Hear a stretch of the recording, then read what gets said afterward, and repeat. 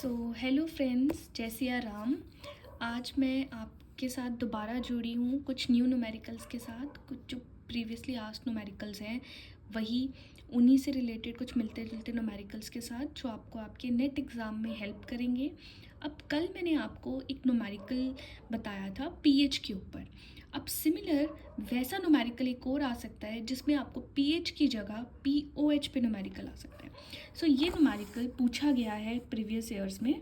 The pOH of 0.01 m solution of HCl is what. जब ऐसा कोई सवाल आ जाए, अगर आपने मेरा पीएच वाला वीडियो नहीं देखा है तो मैं चाहती हूँ कि आप इससे पहले वाला वीडियो आप मेरा जाकर देखो और फिर ये वीडियो देखो। तो अगर आपको सिंपल याद रखना है कि अगर आपको पूछा जाए the pOH of 0.01 m solution of HCl is, तो आपको याद रखना है ये फॉर्मूले, दो फॉर्मूला आपको याद रखना है। पहला फॉर्मूला है pH is equal to minus log H positive ion and similarly POH is equal to minus log OH negative ion.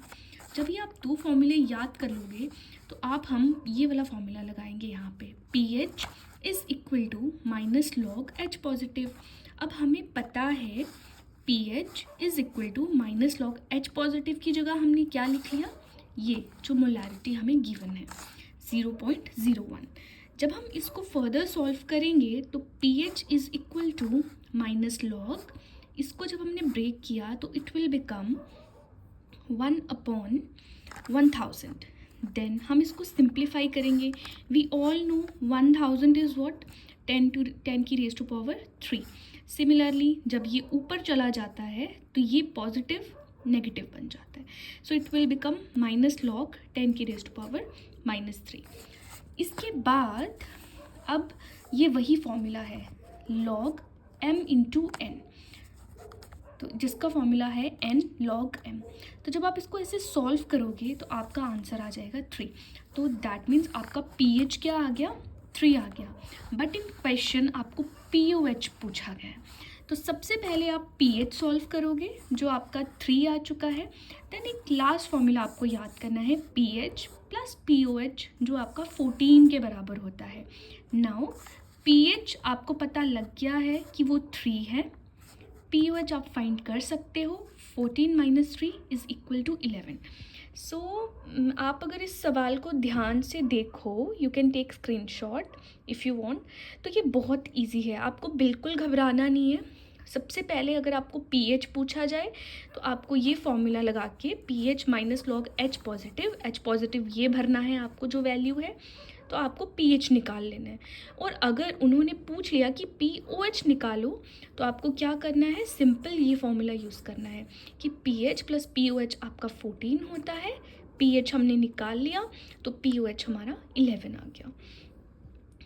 तो ये है हमारा एक सवाल जो हमारा प्रीवियस ईयर में पूछा गया है एंड मुझे लगता है कि कहीं ना कहीं ये आगे आने वाले एग्ज़ाम्स में भी पूछ सकते हैं।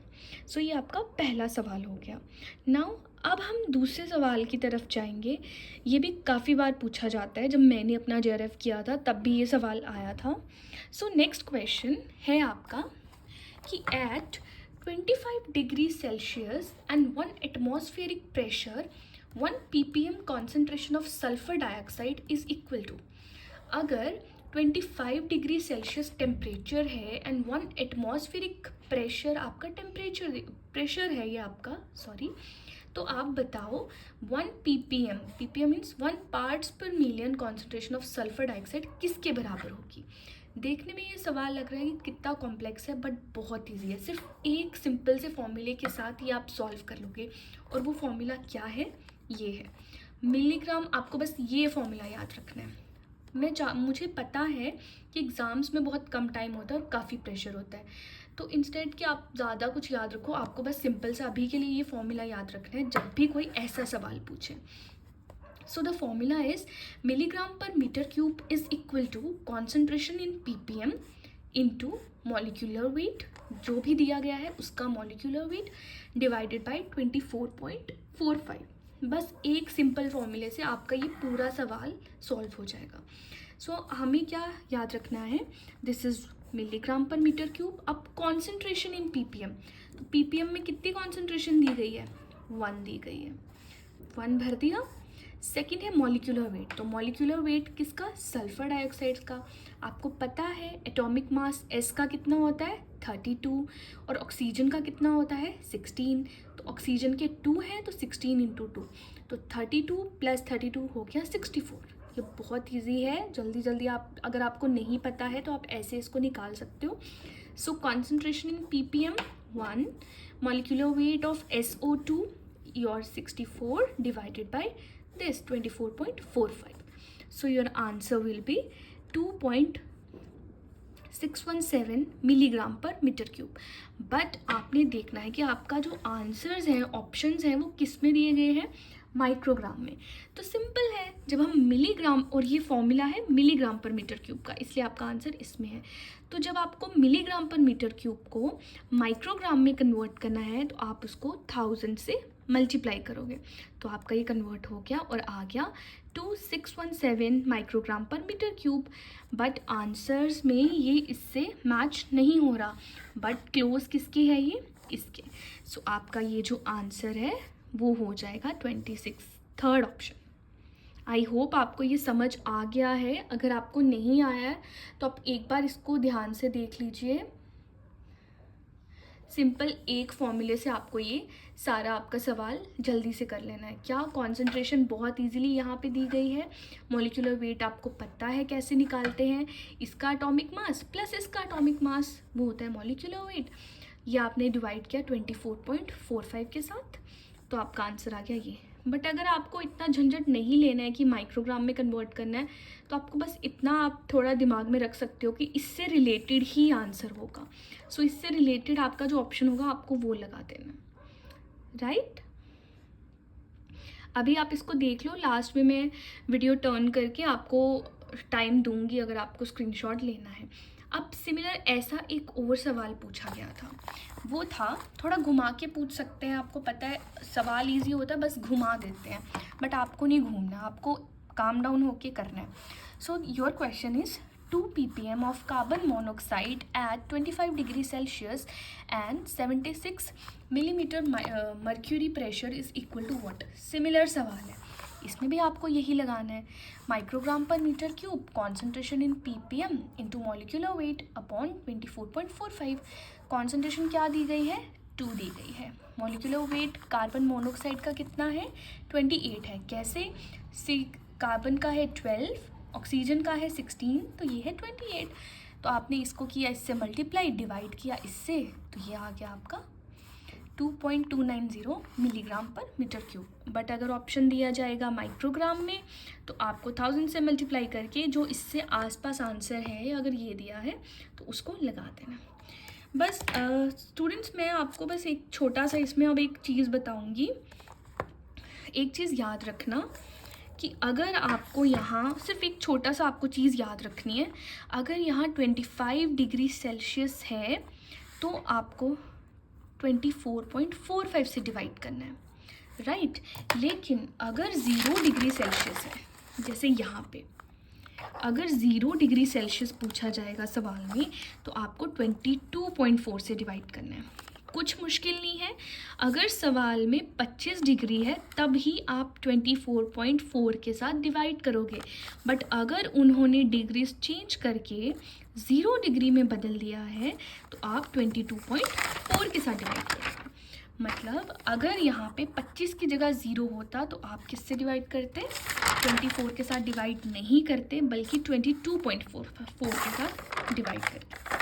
आई होप आपको ये समझ आ गया है। अगर वीडियो थोड़ा हिल रही है तो I am very sorry, I will work on it कि आपको अच्छे से ये समझ आए और ज़्यादा प्रॉब्लम ना हो मेरी तरफ से। सो दिस इज़ योर, अभी तक हमने कर लिए आज के 3 न्यूमेरिकल। अब मैं आपको एक बहुत इजी नॉइस के न्यूमेरिकल पे लेकर आती हूँ। ये भी बहुत बार पूछा जाता है कि noise level of 70 decibel corresponds to sound intensity of what. कि अगर आपको नॉइस लेवल दिया गया है डेसिबल्स में तो आपको उससे रिलेटेड उसके कॉरस्पॉन्डिंग साउंड इंटेंसिटी को फाइंड करना है। अब आप इसके लिए एक बहुत दो मेथड्स हैं. जो फर्स्ट मेथड है उसमें एक ऐसा फॉर्मूला है कि decibel is equal to 10 log. This is sound intensity, this is reference intensity. जो रेफरेंस इंटेंसिटी है ये हमारी स्टैंडर्ड होती है, राइट. तो ये लंबा सा झंझट छोड़ के, हमको पता है हमारे पास नेट पे टाइम बहुत कम होता है एग्ज़ाम में, तो इतना कैलकुलेशन करने से बेटर है कि आप एक छोटा सा टेबल याद कर लो. So this is the table. ये टेबल आपको याद करना है. It is very easy to learn. Let me tell you. एक जगह आपको बनाना है इंटेंसिटी और एक जगह साउंड, राइट. ये आपको याद रखना है 10 की रेज़ टू पावर -12, -11, -10, 9, 8, 7, 6, 5, 4 जितने तक ले गए, जितने तक सवाल में पूछा गया. और ये साउंड इसके कॉरस्पॉन्ड 0, 10, 20, 30, 40, 50, 60, 70, 80. अब आपको सवाल में पूछा गया था 70 डेसिबल के कॉरस्पॉन्ड आप इंटेंसिटी बताओ कितनी होती है. तो यहाँ से आप देख सकते हैं 70 डेसिबल्स के कॉरस्पॉन्ड आपकी इंटेंसिटी है 10 की raise to power -5. So this is your answer. So instead of doing all this calculation, just learn the table. Take the screenshot and learn the table. It will start from 10 की raised to power -12 and it will correspond to 0 and then 10, 20, 30, 40 and whatever. So if they will ask you what will be the sound intensity if you have given the sound level 40 decibel, so answer will be 10 की raised to power -8. Okay. And if they will ask 60, so this will be the answer. So ये table याद करने से आपका ये सवाल बहुत easily हो जाएगा और आपका नंबर कहीं नहीं जाएगा. So let's move to next question. Simple. इसमें भी काफ़ी कैलकुलेशन थी, लेकिन मेरे को लगा कि मैं आपको कैलकुलेशन ना बोल के एक सिंपल इसका बताऊं कि molecular concentration of pure water. ये डायरेक्ट क्वेश्चन आता है, आपको बस कुछ नहीं करना है, याद रखना है 55.5 है, राइट. इतना सा आई होप आप याद रख लोगे. So let's move to next question. The molecular weight of DDT is 354.5. ये आपको मॉलिक्यूलर वेट दिया गया है DDT का. तो वो आपको पूछ रहा है बताओ कितनी quantity of DDT required to prepare 1 litre of 10 ppm DDT solution. अब ये सवाल भी थोड़ा ना पहली बार में पढ़ने से थोड़ा हमें लगेगा कि यार पता नहीं क्या पूछ लिया है, बट कुछ नहीं है. मैं आपको ऐसा बताऊंगी कि आप ऐसा सवाल या इससे रिलेटेड सवाल बहुत आराम से कर लोगे. देखो मॉलिक्यूलर वेट DDT का दिया गया है ऐसा पॉइंट्स में, आपको इसको दिमाग से रखना है बाहर. पूछा क्या गया है बेसिकली. देखो नेट में क्या होता है, सवाल इतना बड़ा पूछ लेते हैं, असलियत में जो वो what they actually want to ask वो बहुत छोटी सी चीज़ होती है. हम लंबा सवाल देख के हम सोचते हैं कि पता नहीं क्या पूछ लिया है, बट ऐसा नहीं होता. यही तो ट्रिक होता है that those people they use actually. Okay.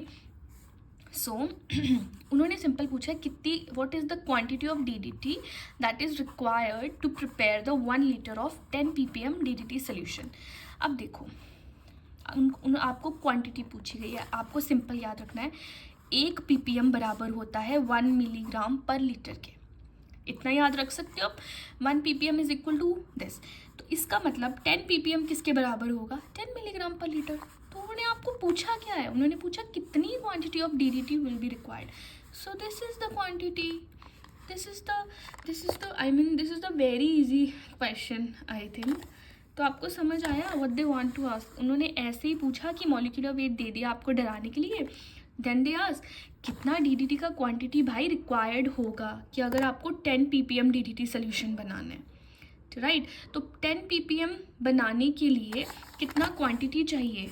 तो 1 ppm बनाने के लिए 1 चाहिए, 10 के लिए कितना चाहिए, 10 के लिए चाहिए 10 मिलीग्राम पर लीटर. सो ये है आपका आज का 6th न्यूमेरिकल, और 5th और 6th whatever.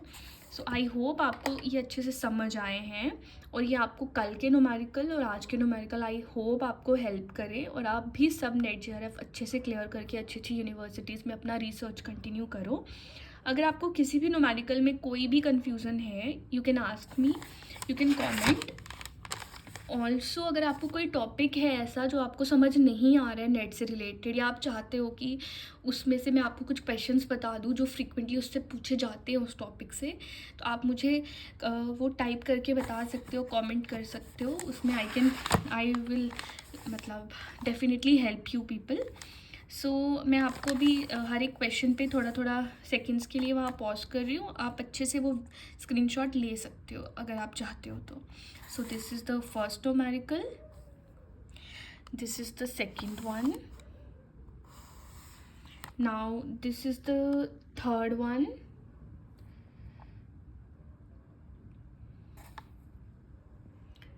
and this is the table for that question, right? And अगर आपको मेरी हैंड राइटिंग समझ नहीं आती है तो I am so sorry for that. This is your fourth numerical. मैंने बहुत इजी छोटे बच्चे जैसा सॉल्व करते कि आपको बिल्कुल प्रॉब्लम ना हो, आप बस जल्दी से इसको देख लो और एग्ज़ाम में ऐसा कुछ क्वेश्चन आए तो आप अच्छे से उसको करो। This is another one. कुछ नहीं है, आपको बस एक छोटा सा एक फॉर्मूला याद रखना है। दिस इज़ द सेम जैसा लास्ट वाला मैंने आपको बताया। Sorry to tilt, I'll have to tilt my phone little। अगर कुछ ब्लर है या जो है आप मुझे बता दीजिएगा। और एक लास्ट में जो आपको एक सिंपल सा कॉन्सेप्ट याद रखना है वो ये कि अगर आपको सवाल में 0 डिग्री पूछा जाए तो you will divide the your equation by 22.4, लेकिन अगर आपको 25 पूछा गया है जैसे पिछले सवाल में तो आपको नॉर्मल 24.4 के साथ डिवाइड करना है। आई होप आपको ये न्यूमेरिकल्स समझ आए होंगे and I wish you all the best. Take good care of your self. Good night. कल भी मैं एक वीडियो अपलोड करूँगी न्यूमेरिकल से रिलेटेड, अगर कोई टॉपिक आपको समझना है तो you can comment. Okay, good night, शुभ रात्रि, जय सिया राम।